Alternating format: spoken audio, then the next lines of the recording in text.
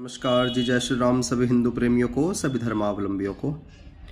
एक ऐसा केस जिसके बारे में अनेकों अफवाहें उड़ी, एक ऐसा केस जिसको हर व्यक्ति ने अपने नज़रिए से देखा, एक ऐसा केस जिसके ऊपर इतने ड्रामे हुए, इतना कुप्रचार हुआ, इतना मीडिया ट्रायल हुआ। जी हाँ, मैं बात कर रहा हूँ हिंदू धर्मगुरु संत श्री आशाराम जी बापू के केस की।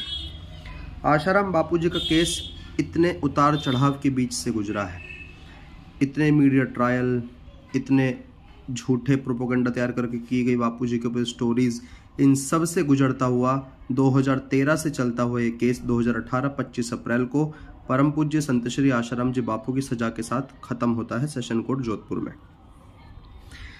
पहला सवाल, जब लड़की कुटिया के अंदर गई ही नहीं तो उसका रेप कैसे हो गया? ठीक है। दूसरा सवाल, लड़की ने बोला रेप हुआ, ठीक है, मेडिकल रिपोर्ट में खरोंच तक का निशान उसके शरीर पर, तो रेप हुआ कैसे?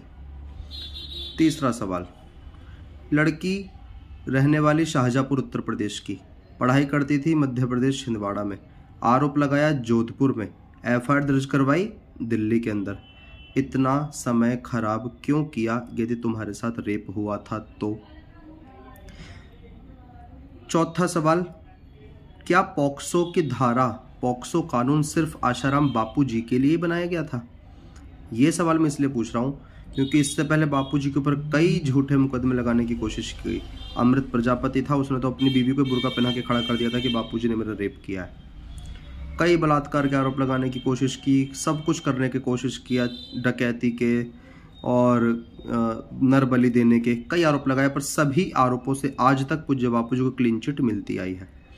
पॉक्सो की धारा क्या होती है, कैसे उसके ऊपर आदमी फंस जाता है, वो मैं आपको बताता हूँ। यदि कोई लड़की आज यहाँ गाजियाबाद में बैठी है और उसको अहमदाबाद में बैठे किसी व्यक्ति को फंसाना है और वो नाबालिग है, उसको सिर्फ जाके ये बोलना है कि फलाने फलाने व्यक्ति ने इस तारीख को मेरे को 7 सेकंड लगातार देखने पर भी पॉक्सो लग जाती है। ऐसा अंधा कानून बनाए ये। 7 सेकंड यदि लड़की जाके बोल दे कि इसने मुझे कुदृष्टि से देखा है, तो आप पॉक्सो की धारा के अंदर नामजद एफआईआर आपके खिलाफ हो जाएगी और आपको बिना पूछताछ के, बिना कुछ आपसे सवाल जवाब इंटरोगेशन किए बिना आपको सीधा गिरफ्तार कर लिया जाएगा। यह है पॉक्सो का अंधा कानून।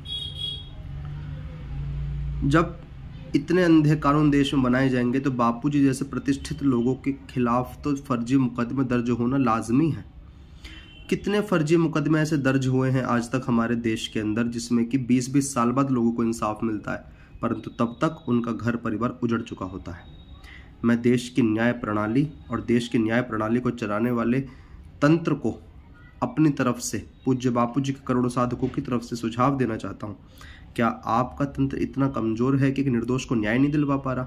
क्या आपका तंत्र इतना बेकार हो चुका है, इतना घिसा पिटा हो चुका है कि एक 87 वर्षीय वयोवृद्ध हिंदू संत जो कि निराधार आरोप के अंदर जेल में बंद हैं पिछले 10 वर्षों से, उनको एक दिन की जमानत नहीं मिली? चलो मान लिया हर बलात्कारी को जमानत मिलती है, हर मर्डरर को जमानत मिलती है, आतंकवादियों तक को जेल में बैठ के बिरयानी आप खिला सकते हो, पर आशाराम बापू को एक दिन इलाज के नाम पे भी जमानत नहीं दी।